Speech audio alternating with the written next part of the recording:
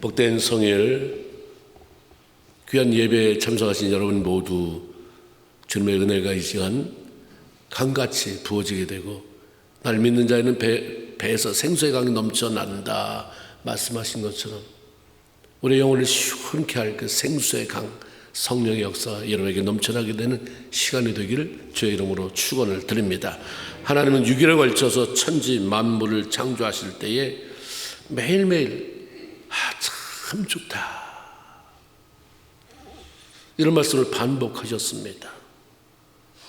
창세기 1장 3절 4절 첫날 하나님의 가라사 때 빛이 있으라 하심에 빛이 있었고 그 빛이 하나님의 보시기에 좋았더라.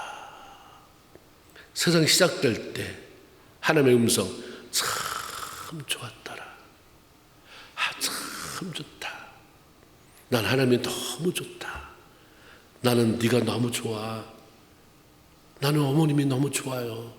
난 아버님이 너무 좋아요. 사랑하는 딸아, 난 네가 너무 좋다. 아들아, 난 네가 좋다. 참 좋다로 시작됐어요. 하나님 자신이 창조하신 작품들을 돌아보면서 감동을 받으시고 감탄하셨다는 말씀이죠. 하나님이 지으신 세상은 참으로 아름다웠습니다. 감동받기에 충분한 감탄사를 연발할 만큼 하늘에는 해가 있어 낮을 주관하게 하시고 밤에는 달빛이 환하게 수많은 별들이 반짝반짝거리면서 빛을 내고 있었고 공중에는 이름 모를 각종 새들이 날아다녔고 바다에는 물고기, 땅에는 다양한 짐승들과 나무들과 채소들이 자라게 하셨습니다. 하나님 맨 마지막에 아담이라는 사람을 지으셨죠. 땅의 모든 것들이 아주 아름다웠지만 하나님은 사람을 위해서 에덴 동산이라고 하는 특별한 곳을 만들어 그곳을 이끌어 들였다고 말씀합니다. 그러니까 그냥 여기 다 아름답다 여기 살아라 이게 아니라 아름답지만 그곳에 네가 살 곳은 더 아름답게 이끌어 들였다. 특별한 장소를 만들었다는 말씀이죠.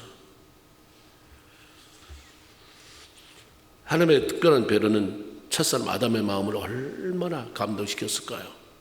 와 좋다. 하나님이 좋다고 하는데 사람이 안 좋을 수가 없어요. 하나님이 좋다는 사람이 이럴 수가 없어요. 아담도 하나님의 이런 아름다운데 또 나를 위한 배려 너무 감동.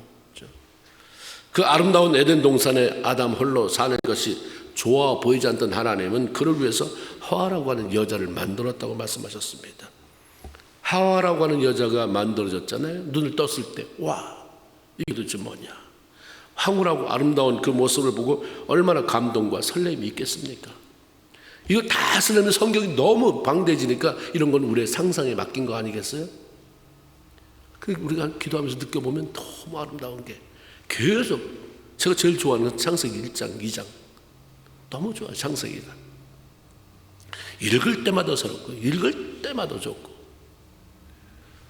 하나님이 그 여자를 아담에게 이끌어 오셨을 때 지금까지도 좋았지만 더 큰 감동이 아담에게 밀려 돌아왔잖아요. 그래서 그는 창세기 2장 23절에 이는 내 뼈 중에 뼈, 내 살 중에 살이다 라고 고백합니다.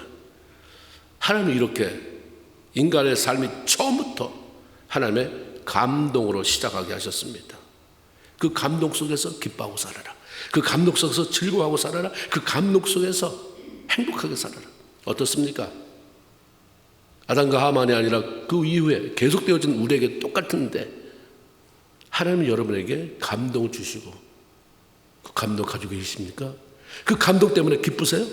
즐겁습니까? 행복하십니까? 왜 그런 표정 가지고 계십니까? 하나님의 자녀들이 왜 그렇게 살아가십니까? 아니 나는 아닌데 그럼 정말 다행이고 감사할 일이죠. 맞아 한다면 그렇게 살지 말아야 되죠. 감동 속에 행복하게. 그런데 그 기쁨과 감동이 충만했던 에덴 동산에 도전이 찾아왔습니다. 사탄이 조용히 침투해서 공격을 했는데 그냥 퍼부었어요. 그 방법은 충동질입니다. 충동질. 창세기 3장 1절에 그 갑자기 찾아온 슬그머니 뱀이 소리 납니까? 미끄러지듯이 찾아오잖아요. 소리 하나도 안 들려요. 에덴 동산 침투했어요. 아담 하와에게 가까이 와서 뱀이 여자에게 물어 이르되 하나님이 참으로 너희더러 동산 모든 나무의 열매를 먹지 말라 하시더냐? 알고 물어보잖아요. 모두 아니라는 거 알아요. 다 아니고 거기에 하나 먹지 말라는 거 이 뱀도 알고 온 것입니다. 사단의 충동이 너무나도 강력해서 아담과 하와는 그래서 거부하지 못하죠. 마침내 하나님께서 금하신 선악을 알게 하는 나무의 실과를 따먹고 하나님과 관계를 그냥 완전히 박살내버렸어요. 그리고 진노의 대상이 되어서 에덴 동산에서 쫓겨나고 말았어요. 하나님이 끌고 오셨어요. 이끌고 이렇게 아버지가 신부를 결혼식장으로 끌고 들어가듯이 그렇게 인도에 가듯이 하나님이 그렇게 아담과 하와를 그 안에 들여보냈는데 나중에는 그냥 쫓아내버렸어요. 인간의 감동을 잃어버리고 하나님의 감동을 잃어버린 거죠. 사단의 충동에 넘어가 버린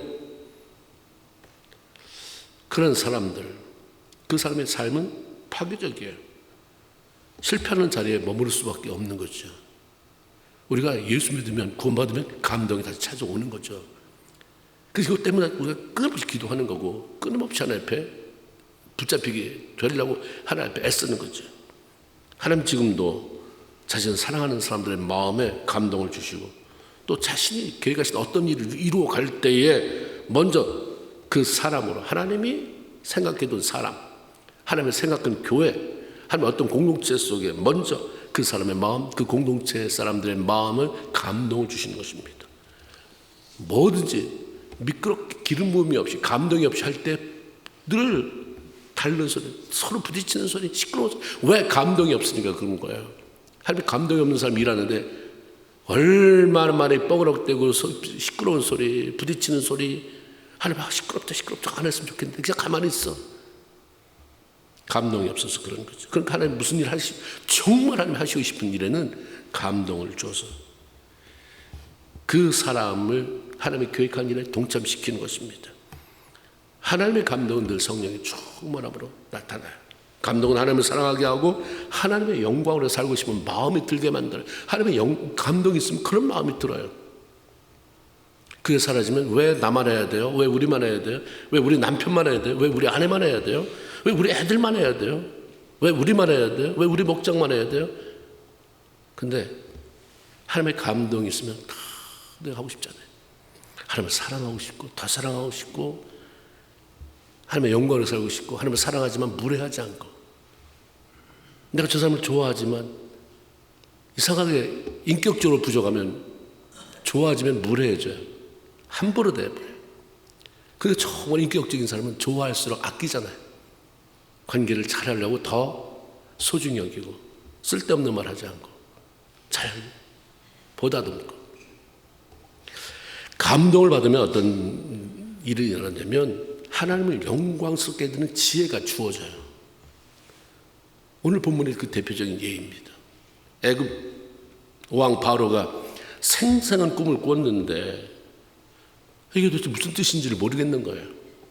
그래서 그 나라에 그 유명하다는 점술가 그리고 지혜자들 다 불러서 이런 꿈이 있다. 그게 무슨 뜻이냐? 아무도 밝혀내지 못합니다. 그때 꿈을 명쾌하게 해석해서 심란해하는 왕의 마음을 만족시켜준 사람이 있는데 그게 바로 요셉입니다. 요셉의 꿈 해석을 다 듣고 난 왕이 소벽을 치면서 그 지혜에 감탄하잖아요.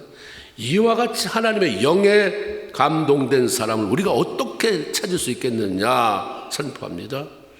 그리고 그 자리에서 요셉을 애굽 전국을 다스리는 총도 세우고 신하들도 당연히 저런 사람이라면 기꺼이 그렇게 받아들이게 되죠. 바로가 하나님을 어떻게 알았기에 하나님의 영에 감동된 사람이라는 말을 썼을까? 하나님의 그 마음에 그런 단어를 집어넣으면 얼마든지 할 수 있겠지만 왕이 술 맡은 관원장의 소개로 요셉이 그 앞에 섰을 때 넌 내가 소개받기로는 너는 무슨 꿈을 듣든지 해석을 기가 막히게 잘한다더니 그렇지 않느냐라고 했을 때 요셉이 바로 딱 잘라버리잖아요. 아니요, 내가 아닌데요. 내가 아니라 하나님께서 바로 왕에게 평안한 대답을 주실 것입니다. 내가 영광 받는 걸 다 잘라버려요. 빨리 잘라버려. 하나님이 일하시는데 내가 왜? 우리 문제는 뭐냐면 내가 들었으니까. 우리 집의 모든 대소사의 문제는, 내 생의 모든 문제는 하나님이 하신다. 근데 내가 처리하려고 나 하다 보니까 문제가 생기는 거지. 왜 이게 내 문제 아니다. 내 인생은, 내 가정의 문제는, 내 사업은, 교회는 하나님의 것이다. 하나님 아니요? 하나님이 하십니다. 하나님이 하십니다. 네가 그렇게 꿈 해석을 잘한다며? 아니요. 하나님이 당신에게 명쾌한 대답을 주실 것입니다. 이것을 기억했던 왕은 요셉에게서 시원한 꿈 해석을 들었을 때 하나님의 영에 감동된 사람이라고 하는 그러한 고백을 하게 되고, 이방 신을 섬기던 왕의 입에서 하나님이라는 말을 공개적으로 사용하게 만들었던 거죠. 감동했으니까. 다른 사람에게 그렇게 하나님을 말할 수 있는 동기를 부여하는 그런 일도 나타났습니다. 바알의 꿈 잘 알잖아요. 얼마나 신기합니까? 자신이 꿈에 나일 강변에 서 있는데 갑자기 살찐소 7마리, 너무 아름다운 살갗이, 피부가, 그 털이 아름답고 매끄럽고 살찐소 7마리가 와서 풀을 뜯어 먹고 있는데, 그게 얼마 되지 않는데 갑자기 아주 흉측하고 배짱 마른 소 7마리가 나오더니 그냥 그걸 꿀꺽 삼켜버리는 거예요. 참 이상하다. 깨뜬 것 같아요. 이상하다, 이게 무슨 꿈이지? 그래서 다시 잠이 들었는데 또 꿈을 꾸는 거예요. 한 이삭이 질개가 나오는데 거기 7 이삭이 있는데 뭐다 토실토실한 게 뭐 쭉정이가 하나도 없이 꽉 차 있는 실한 7. 야, 참 멋있다, 풍성해 보인다. 근데 그 줄기에서 다시 또 7 이상이 나오는데 보니까 그것은 팔이야. 아주 속이 다 쭉정이들 다 시들어 버렸습니다. 그 7 이삭이 오더니 앞에 나왔던 그 충실한 이삭을 다 먹어치우는 거예요. 이게 너무 생생하니까 잊어버리지 않아요. 하나님이 우리 주시는 때로는 영적인 꿈은 안 잊어버려요. 자꾸 생각나요. 그리고 그거 가지고 기도하면 이런 꿈이구나, 이런 거구나, 이런 하나님의 깨달음 오기도 하죠. 근데 이 사람은 정말 잊어버리지는 않는데 하나님은 몰랐잖아요. 이거 도대체 이런 꿈 뭔가 도대체. 답답할 수 있으니까 전국이 용하다는 꿈 해석가든 다 불렀는데 안 됐잖아요. 세상에 이런 꿈을 누가 해석할 수 있겠습니까? 그런데 요셉이 하나님 신 감동 속에서 받은 지혜로 그걸 쭉 풀어내잖아요. 하나님 그 사이 한 번 더 당신 얘기 좀 해보세요가 아니라, 하나님 저가 무슨 말을 하든지 하나님 내가 알아듣게 하시고 해석이 나오게 하시고, 그래서 하나님 영광 가리지 않게 하세요. 이렇겠죠. 그냥 해석이 되는 거예요. 왕이요, 그 충실한 이삭 7개 그리고 살찐 7수는 앞으로 7년 동안 있어질 풍년입니다. 어마무시한 풍년이 찾아올 것입니다. 그러면 뭐가 문제냐? 바로 이어서 있는 그 마른 소 7마리, 쭉정이 7 이삭 그 줄기, 이거는 당신이 듣도 보도 못한 흉년이 또 임한다는 얘기입니다. 하나님을 사랑하셔서 당신에게 이걸 보인 것은 미리 잘 준비해라. 그러니 풍년 때에 창고를 지우고 수확의 5분의 1을 걷어들여서 나머지 7년을 대비하게 하소서. 풍년 때에 흉년을 대비하지 않으면 흉년 때 죽는다. 얼마나 명쾌한 대답입니까? 이런 해석이 어떻게 나올 수 있었어요? 하나님의 감동으로 하늘의 지혜가 주어졌기 때문입니다. 창세기 37장 38절에 이와 같이 하나님의 영에 감동된 사람을 우리가 어찌 찾을 수 있느냐? 너와 같이 명철하고 지혜 있는 자가 없다. 애굽이 얼마나 큰 나라입니까? 이스라엘 조그만 나라에서 온 아주 정말 한국의 강원도만한 나라, 그런 나라에서 애국과 견조도 도무지 빠지지 않는, 찾을 수 없는 그런 대단한 사람이 발견된 거죠. 바로 이런 요셉을 놓치고 싶지 않았어요. 그래서 그 자리에서 요셉을 애굽의 전국 총리로 세우고 그걸 확증하기 위해서 자기 반지를 빼주죠. 인장 반지, 도장 겸 반지 겸 찍으면 결제가 되는, 뭐든지 통과시킬 수 있는. 이 요셉은 애굽의 총리가 된 이후에 자기 가족을 다 초청하잖아요. 그래서 하나님이 아브라함에게 약속한 것처럼 내 후손이 하늘 별처럼 바다의 모래알처럼이라고 말한 그 하나님의 약속이 이루어진 큰 민족을 거기서 형성하게 되는 발판을 이루는 역사가 있었습니다. 감동된 사람을 통해서 하나님 이렇게 일하세요. 지혜를 주어서. 그 지혜가 굉장히 중요하잖아요. 그 지혜가 부족하냐? 하나님 구해라. 구할 때 하나님의 감동이 오고 지혜가 찾아오는 것입니다. 하나님은 하나님을 신뢰하며 사는 사람들에게 하나님의 감동에서 나오는 지혜를 주셔서 그것으로 이 땅에 사는 동안 하나님의 영광을 돌리게 만드는 것이죠. 우리는 이렇게 분명하게 얘기했으니까 미련하게 살면 안 돼요. 미련해서 망할 짓 하면 안 되고, 미련해서 남을 망하게 만드는 사람 되어서는 안 됩니다. 남을 세우는 사람, 살리는 사람, 지혜를 가지고 그렇게 만드는 사람이 되어야 됩니다. 또한 하나님의 감동이 오면 하나님의 영광을 위해서 일하고 싶은 그런 열정과 기쁨이 생기죠. 하나님이 감동 주셨는데 그냥 거기서 끝나지 않아요. 이 감동 가지고 내가 하나님 어떻게 살아드려야 될까? 열정이 생기는 거예요. 그냥 남이 뭐라든 그 기쁨이 생겨요. 모세 인도로 애굽에서 탈출한 이스라엘 백성들은 하나님의 명령에 따라서 성막을 만들게 되잖아요. 이동용 교회 텐트인데 그게 성전에 예배드리고 쳐서 성전을 만들기 위해서 수많은 물품과 사람들의 헌신이 필요했는데 마침내 완성되잖아요. 그것도 광야에서. 모든 것이 금방 막 조달될 수 있는 그런 것이 아니라 성막 아무것도 없잖아요. 광야에서 만들었어요. 만들어냈습니다. 하나님 시킨 대로 그대로 만들어냈습니다. 그걸 완성할 수 있었던 이유는 하나님의 감동을 받은 사람들 때문이에요. 사람 때문에 사람. 출애굽기 35장 21절에 모든 마음이 감동된 자와 무릇 자원하는 자가 와서 성막을 짓기 위하여 그 속에 쓸 모든 것을 위해서 거룩한 옷을 위하여 예물을 가져 여호와께 드렸으니. 하나님의 감동을 받은 사람들이 광야에 뭐가 있겠습니까? 하나님 아시고 미리 줬잖아요. 광야에서 나갈 때 그냥 가지 말아라. 애굽에서 가서 이웃집에다 구하면 그들이 네가 달란 대로 다 준다. 금은 폐물 구해라. 솔직히 광야에서 이거 사 먹을 때도 없고 이걸 뭐 팔 때도 없고 이걸 왜 가져가라 했더니 하나님이 보니까 나중에 성막 만들라고 한 거예요. 하나님 나에게 왜 돈을 주시지? 왜 이게 잘 되게 하시지? 몰랐어요. 떡 싸먹고 엿 싸먹고 취미생활하고 여행 다니고 놀러 다니라고 준 게 아니라 나중에 보니까 이렇게 하나님이 구제하라고 이렇게 선교하라고 이렇게 하나님의 전 섬기라고 주신 거구나 알게 되는 날이 오는 거잖아요. 그때 욕심 안 부린 거예요. 이 사람들은.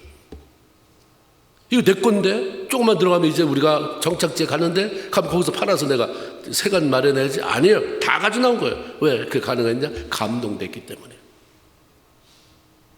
하나님의 감동을 받은 사람들은 기쁨으로 애굽에서 가지고 나온 금은 폐물을 모두 하나님 앞에 드렸습니다. 그 마음에 감동받은 지혜로운 여자들이 거기 뭐냐면 천을 짜야 되잖아요. 근데 염소털에서 실을 뽑아냈다고 했어요. 염소털을 다 잘라가지고 한 올 해가지고 그걸 해서 성막 덮개도 만들고 모두 만들고 와, 이게 맨정신으로 가능한가? 하나님 감동. 하지 뭐 내가 천이 필요해?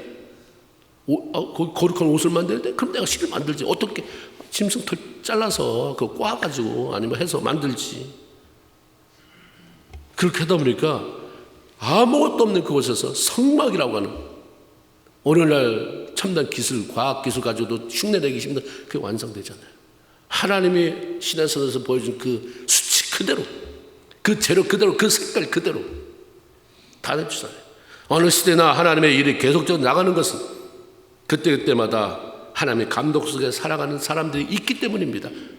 다 아니요, 다 그렇지 않아요.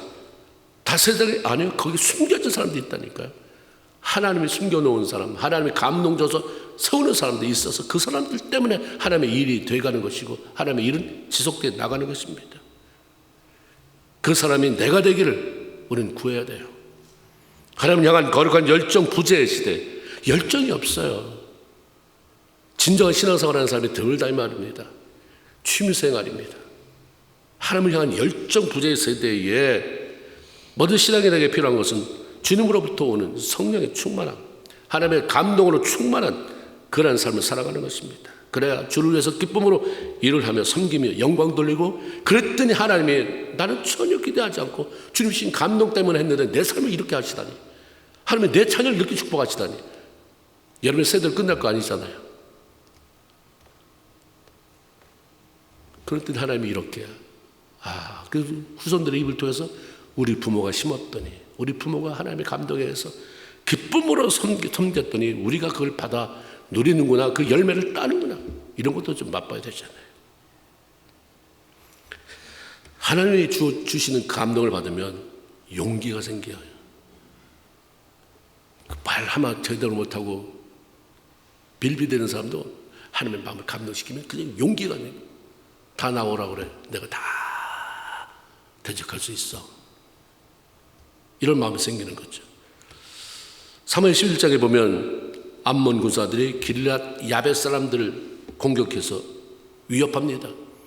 아무리 이렇게 생각해봐도 길앗 야벳 사람들이 저 암몬 사람을 이겨낼 대상이 이겨낼 상대가 아닌 거예요. 뭐 방법이 없어요. 그래서 결국은 협상을 요구합니다. 너희가 우리를 공격하지 않는다고 약속만 해주면 우리가 항복하겠다. 그리고 너희가 시킨 대로 섬기며 살겠다. 그렇지만 암몬 왕이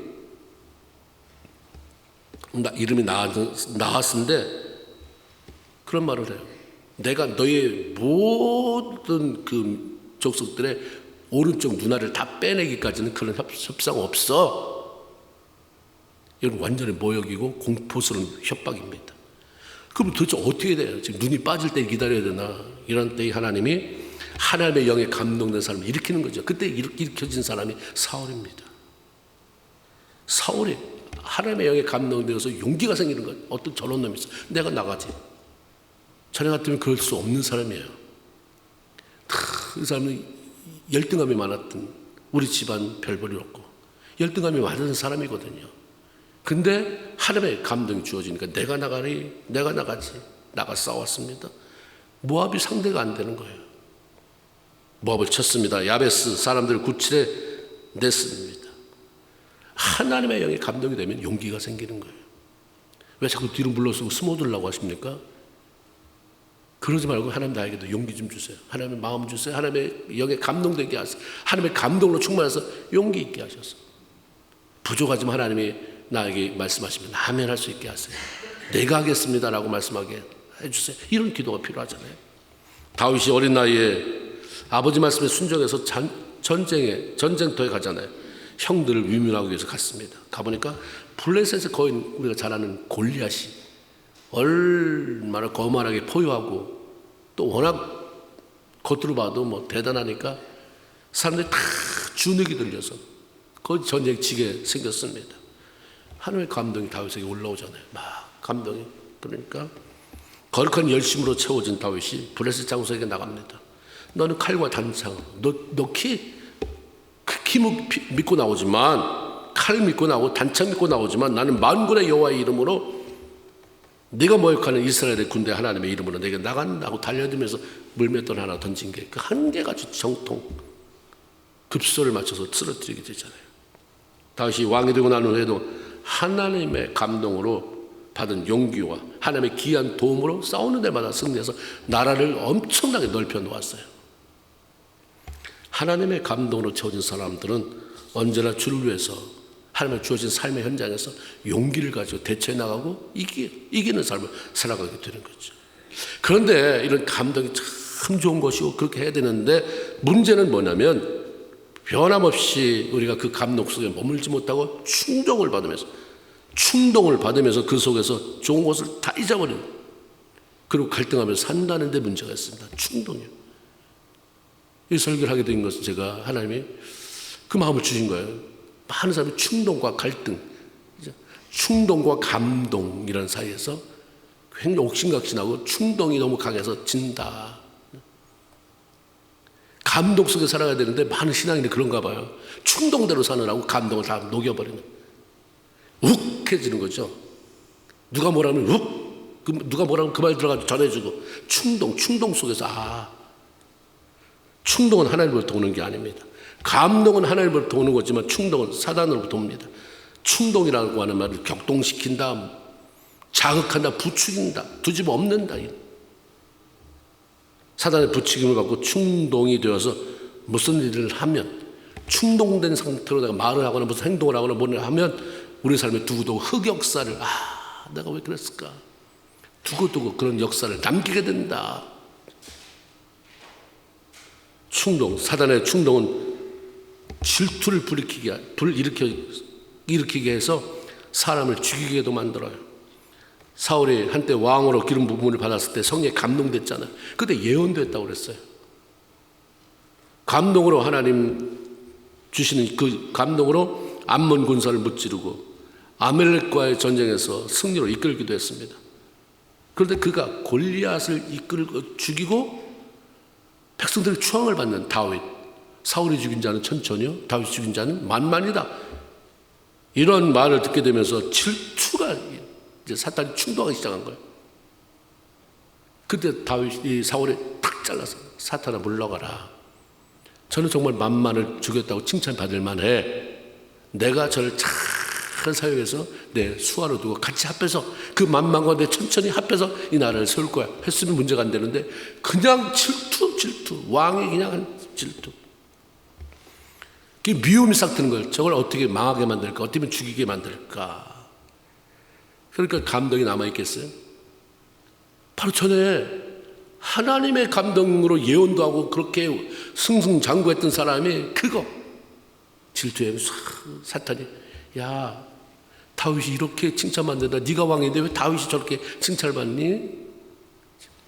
네가 장로인데, 네가 권사인데, 네가 집사인데 왜 저 사람이 칭찬받고 너는 왜 너는 자꾸 뒤에 이렇게 자꾸 밀려나는 것 같아? 야 가만히 있으면 안 되지.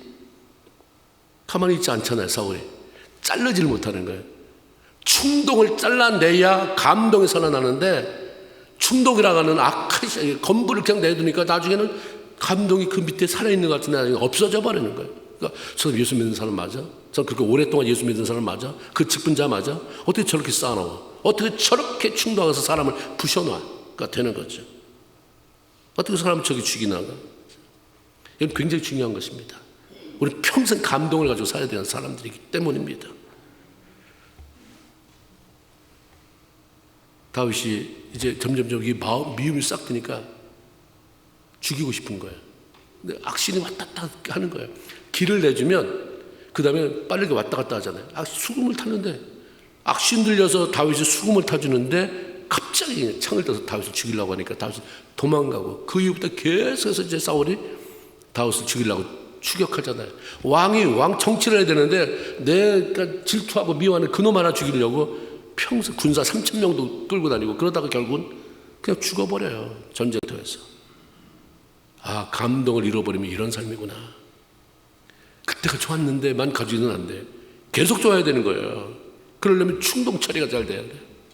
사람이 나를 충동하는 것도, 사단이 나를 충동하는 것도 잘 정리하고 처리하고 내 안에 감동이 살아 움직여야 돼. 그게 쉽지 않잖아요.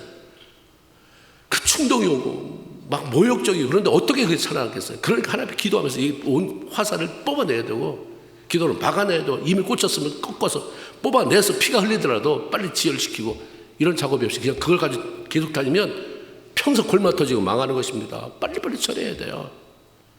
사단의 충동은 하나님을 대적하게도 만들어요. 여러분 다윗, 아까 바로 말씀드렸기 때문에 다시 말씀드리는 거예요. 어려서부터 하나님의 감동 속에 살았습니다.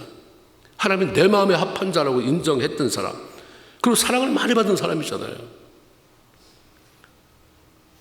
사울이 하나님의 말씀에 불순종함으로 왕에서 폐위됐을 때 즉시로 하나님이 그럼 잘라. 여기 다윗 내 마음 합한 자, 내가 벌써부터 눈여겨보고 있던 사람이 있어. 제 기름 부어라 해서 사무엘에 기름 붓잖아요. 그런 다윗이 하나님을 대적하는 일을 하게 됩니다. 역대상 21장 1절 쭉 보면 사탄이 일어나 이스라엘을 대적하고 다윗을 충동하여 이스라엘을 계수하게 하니, 다윗이 사탄에게 충동되어서 이스라엘 백성들을 인구조사를 하게 됩니다. 아니 인구조사가 왜 죄인가? 왜 하나님을 대적하는 게 되는가? 하나님이 이스라엘과 함께 하신다는 확신, 하나님 나와 함께 하셨던 그 하나님은 영원히 나와 함께 하신다는 확신만 있었으면 숫자 인구조사에서 군사가 몇 명 싸울 때 몇 명 들어가고 전세가 어떻게 할까 이거 몰라도 괜찮아요. 하나님 이번에 블레셋하고 싸워야 되는데 군사가 1,000명밖에 없는데 저 10만이 온다는데 하나님 하실 수 있잖아요. 하나님 하실 그럼 되는데 자기가 다 손에 쥐고 싶은 거예요. 우리가 내 손에 쥐려고 하면 안 돼요. 하나님 손에 잡히게 하고 다 하나님 물질도 하나님 것입니다. 내 모든 것 다 하나님 것입니다. 내 자녀도 하나님 것입니다. 내가 잡고 있으면 여기서 내가 아무리 잘해놔도 이 이상을 벗어나지 못하지만 하나님을 줘야 하나님이 그걸 늘리든지 키우든지 뭐 하실 거 아니에요. 다윗이 갑자기 그렇게 살다가 갑자기 어느 날 충동되니까 손에 쥐고 싶은 거예요. 군사에서 매번 내가 하나님이 인도하는 대로만 가야 돼? 내 주도적으로. 하나님 주도하는 전쟁이 아닌 내가 주도하는, 내가 전략 세우고 내가 군사 뽑아서. 그러려면 정확히 군사를 파악해야지 인구조사가 들어간 것입니다. 멋진 게 이것이요. 내가 해보고 싶은 거예요. 내가 너무 뭘 멋진 거 해봐야 다 소용없어요. 하나님이 이 일을 악하게 여기셨다고 그랬어요. 좀 더 악하다. 선한 가운데 악함이 있는 거죠. 다윗이 그랬다고 악해요? 평생 악하게 살았습니까? 아니, 그 안에 하나님을 사랑하는 마음도 있었어요. 근데 그 충동이 더 컸던 거죠. 그 순간엔. 그 충동이 올 때 뭐가 무섭냐면 그걸 빨리 잘라버리지 못한다는 거예요. 일단 그 충동을 다 한 다음에 그때 가서 후회하니까 그때는 피해가 어마무시한 거죠. 다윗도 금방 자신이 잘못했던 것을 깨달아요. 금방. 그래도 다윗은 순수한 사람이라 잘못하면 답답해요. 마음이 답답해서 견딜 수 없어요. 그러니까 이게 흐름이 왜 영적인 맥이 안 뜰까? 왜 여기가 저려올까? 내가 뭔가 잘못했구나. 하나님과 관계가 막혔구나. 금방 아는 거야. 묻어지니까 모르는 거지. 이게 왜 답답하지? 근데 그때 하나님과의 감동 속에서 살 때는 막 기쁘고 즐겁고 그랬는데 왜 이렇게 답답하지? 이걸 하나님 기뻐하지 않는 일을 했구나. 회개하는 거죠. 역대서 21장 8절. 내가 이 일을 행함으로 큰 죄를 범했습니다. 하나님 이제 간구함나니 종의 죄를 용서하여 주옵시고 내가 미련하게 행한 것을 용서해 주세요. 죄 짓고 미련하게 했는데 충동받은 대로 행동하면 그건 미련한 거예요. 나를 죽이고 남도 죽이는 것이기 때문에. 결국 뭐야? 하나님을 외면하고 하나님을 의지하지 않는 게 다윗의 인구조사의 문제죠. 하나님이 시킨 것은 인구조사가 하나님의 권한이에요. 하나님이 시킨 건 괜찮은데 내가 그 하나님을 의지하기보다는 내 힘을 의지하려고 그렇게 했던 것이 이게 죄가 된 거죠. 그 동기가 아까 사단의 충동으로 더 왔습니다. 근데 문제는 충동받아서 내가 일을 저질러 놓으면 회개하면 수습이 되지만 그 다음에 내가 한 거에 대한 대가를 치르게 된다는 것은. 하나님이 옵션 줬어. 이거 할래 저거 할래 저거 할래. 그래서 나중에 다윗이 결정하고 하나님이 내린 게 뭐냐면 3일 동안 백성들 가운데 전염병이 퍼지는 거였어요. 그래서 자그마치 7만 명이 죽었어요. 그냥 가만히 있으면 되는데 충동받아가지고 쓸데없는 짓을 해가지고 7만 명이나 죽게 만드는 다윗 한 사람의 그 잘못으로 말미암아서. 다윗도 사단의 충동을 받았어요. 그렇다고 한다면 누구도 예외될 수 없습니다. 한때 내가 믿음 좋았다, 한때 은혜 받았다, 한때 뭐 했다, 한때 신앙은 영원하지 않습니다. 고린도전서 10장 12절에 그런즉 선줄로 아는 자는 넘어질 것 조심해라. 끊임없이 하나님 앞에 나가서 자신을 자꾸 점검해야 돼요. 마음을 지켜야 됩니다. 악한 사단의 충동으로 사람의 마음에 하나님의 감동이 사라지면 어리석은 일을 하게 돼 있어요. 그래서 자신도 공경에 빠지고 남도 힘들게 만들고 어렵게 만들어 버립니다. 사단의 충동을 받았을 때 하는 말, 행동은 모두 파괴적이에요. 남의 속을 뒤집어 엎고 넘어뜨리고 다 망하는 거거든요. 시간이 지나면 모두 후회할 일만 만들어 놓게 됩니다. 하나님의 감동이 있을 때는 마음이 참 부드러워요. 그냥 다 용납이 돼요. 안 됐다. 불쌍해. 몰라서 그렇지. 그리고 하나님과의 관계 속에서 그럼에도 불구하고 내가 손해를 보는데도 마음이 편안해. 하나님 다 아시지 뭐. 날 망하게 하려고 하는 이러겠어. 그러서 이렇게 더 편안한 마음을 하는 더 깊은 기도에 들어갈 수 있는데 사단의 충동을 받을 때는 마음이 강박해지고 말을 사나워져요. 우리가 그래서 빨리 내가 지금 어떤 말을 하고 내가 말하는 그 모습이 어떤가, 내가 듣기에 좋은가, 내가 남한테 하는 말이 내가 듣기에 너무 좋은가, 남한테 내가 이런 말 들으면 좋을까, 내가 하는 행동이 이랬으면 좋을까, 이걸 보면서 내가 지금 강팍하구나. 내가 왜 강팍해졌지? 뭐 때문에? 어디서 충동이 왔을까? 사단이 충동하는 게 어떻게 옵니까? 사람을 통해서 올 수도 있어요. 그럼 누굴 들으면 쪼르륵 가서 이렇게 사람을 긁어주면서 이렇게 아주 뒤집어 놓는 이 전달하는 거, 남을 세우고 칭찬하고 격려하는 것 전달 외에는 전달하지 마세요.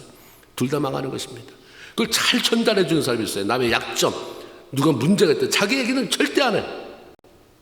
내가 요즘 이런 문제가 있는데 기도해 주세요. 이런 문제 절대 안 해. 나는 아주 철벽을 쌓고 자기는 그렇게 하면서 남 얘기는 기가 막히게 몰아다 주는 이런 사람들은 이거는 안 되는 거예요.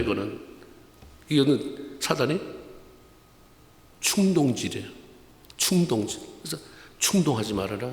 사단의 충동을 막아내라. 우리가 내 마음이 강팍해지고 살았을 때는 사람 찾아다니지 말아야 돼. 만나지 말아야 됩니다. 그때 만나면 하지 말아야 되는 말을 쏟아넣게 돼 있어요. 그래서 나중에 보면 사람 웃음거리가 돼요. 평생 후회할 일을 만들어 놓습니다. 이런 때 무슨 일을 시작하려고 하지 마세요. 사업도 내 마음에 하나님과 관계가 좋아서 마음이 부드러워지고 편안할 때 해야지, 그렇지 않을 때는 해놓고 후회할 일, 실패하는 일을 많이 겪게 됩니다. 남을 충동질도 하지 말고 충동도 받지 말아라. 사단이 충동할 때 잘라내라. 빨리 내 안에 감동이 흐르게 만들어라. 그러니까 우리는 평생 무릎으로 살 수밖에 없는 것입니다. 충동으로부터 자신을 지키며 감동 안에 살아가기 위한 비결 중에 하나는 하나님 말씀 붙잡는 거예요. 시편 119편 11절에 내가 주께 범죄치 아니하려 하여서 주의 말씀을 내 마음에 두었나이다. 내 감정대로가 아니라 하나님의 말씀이 나를 다스리도록 날 내어드려야죠. 말씀의 은혜로 내면이 허해지지 않도록. 마음이 허해지니까 충동이 오는 거예요. 그 안에 뭐가 사단이 수수 집어넣잖아요. 근데 꽉 차있으면 사단이 쏟아부어 옆으로 흘러가지 이게 안 들어오잖아요. 내면을 채워라. 말씀으로 채워라. 말씀으로 채워라. 빈 공간을 주지 말아라. 사단은 나를 우습게 보지 못하도록 말씀으로 채워라. 세상 학력? 아니요. 배경? 아니요. 그냥 말씀을 꽉 채 있는 사람을 하나님이 사단이 무시를 못하는 거예요. 너는 하나님을 신뢰하라는 거죠. 시편 55편 22절 내 짐을 여호와께 맡겨라. 그가 너를 붙드시고 의인의 요동함을 영영히 허락지 않는다. 하나님을 신뢰함으로 그 앞에 우리의 삶을 맡기면 마음이 요동치는 것을 막을 수 있어요. 내 인생을 하나님 앞에 맡기지 못하니까 기분이 조금 좋았다가 나쁘면 나빴다가 막 마음이 요동치는 거예요. 나는 요동쳐도 좋지만 그걸 어떻게 감당하는 거예요? 주변은 요동치지 말아라. 그러려면 어떻게 해야 돼? 네 삶 하나님 앞에 맡겨라. 그러면 하나님이 붙들다 이 말이에요. 네 삶도 붙들고 네 마음도 붙들고 네 장르도 붙들고 그래서 요동치지 않는다. 그래서 여러분이 주변 사람한테 참 저분하고 같이 있으면 은혜스럽다 좋다는 말을 들으지 정신사나 없다. 어저께는 그렇게 웃어대더니 오늘은 뭐가 잘못됐는지 저렇게 코가 입이 대빨 나왔다. 정신사나 없다. 이런 말을 듣는 것은 굉장히 신앙인으로 수치스러운 것입니다. 동역 없이 요동치지 않는. 왜 물결치 잔잔한 요동은 있겠지만 너무 넘실대는 요동치지 않으려면 그럴 때 우리가 사단의 유혹을 받잖아요. 사단이 우리 충동하는데 그렇지 않으려면 하나님 신뢰하라. 꽉 잡아라. 주님 꽉 잡아라. 그렇죠?